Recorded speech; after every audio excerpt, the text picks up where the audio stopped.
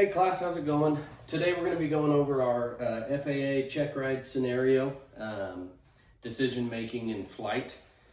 This is supposed to imitate I guess a DPE check ride. It's the best way to describe it. Our scenario, we're on a 123 nautical mile flight from KRIC to KMQI. And we're coming into land and we see a deer in the runway. What's the safest way to go about that?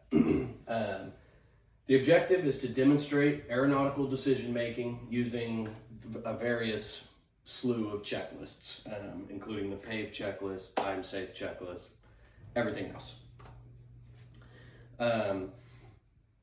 Considerations, we can do a go around to maintain safe altitude and obstacle clearance, which obviously a deer in the middle of the runway is an obstacle and it's probably not a good idea to hit the deer.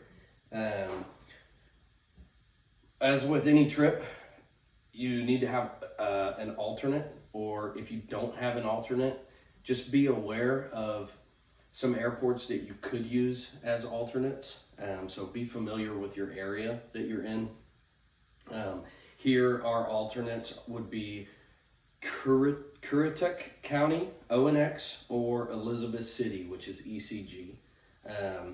If we had to divert to one of those, it would still qualify as a cross country, being more than 50 nautical miles from our point of origin. Obviously we got to think about how we are. I am always a big advocator of being cool, calm, and collected in the cockpit. That's the best way for you to keep yourself safe and keep your passengers safe, your aircraft safe, everybody around you safe. Which is my second point here, ensuring calm, professional decision making. You should also avoid, your passengers may freak out and say, oh no, we have to land here, which you are the PIC. You do not have to do anything that you don't want to do. Your fuel status and reserves, obviously 91-151 requires a 30-minute VFR fuel reserve. Aircraft systems operating normally. Obviously, if you are losing oil pressure or you've lost oil pressure, you should probably try to figure out how you can avoid that deer but still land there. You don't want to continue flying with zero oil pressure. But besides that, if you're, all of your systems are functioning normally and you can maintain a go around and stay safe, and you've got the fuel reserves, you pick an alternate and you can get there, by all means, that's the safest way to go. Obviously, our environment, we've got a wildlife hazard in the middle of the runway. We need to check weather at our alternates. If you execute a go around and then you realize that there's low IFR conditions over at Elizabeth City, probably shouldn't use that as an alternate if the Currituck County is completely clear.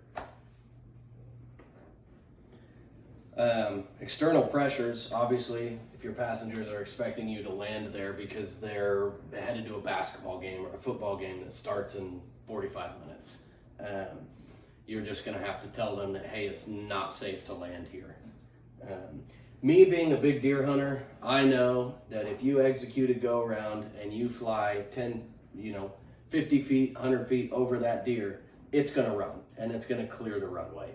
So I realistically think you could circle back around and land, but most people may not know that. Obviously, risk, there's always get there-itis. No matter how long you've been flying, there's always get there-itis. Try to avoid that. Safety must take priority. That's something that's drilled into our head from the private level. There's no obligation to land at an unsafe destination. Any regulation, it doesn't matter what it is. If it's unsafe and you as PIC feel unsafe, do not land there. Bottom line.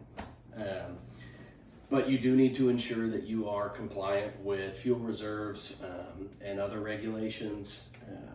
And like going back to what I just said, the pilot and command authority allows diversion from anything, ATC, all that stuff. If you feel unsafe, you can write that in a report later. But if you follow it and you still feel unsafe and you die, you can't write that in a report. Biblical integration, Proverbs 3:5-6. Trust in the Lord with all your heart and lean not on your own understanding. He will make your path straight. In my opinion, I agree with this. Having faith helps maintain calmness under pressure. Not just faith, in the Lord, but faith in yourself. That's something I've always been under the impression with myself that I feel like I could handle just about any emergency that's thrown at me as long as I stay calm. It's when you start to freak out and panic is when you start messing up, checklists and flows, and you forget things. So always try to stay calm. Conclusion in this, we executed a safe go-around. We decided that we had enough fuel reserves. Our weather minimums were great at Elizabeth City. We diverted to Elizabeth City, which is 30 minutes away from our origin airport.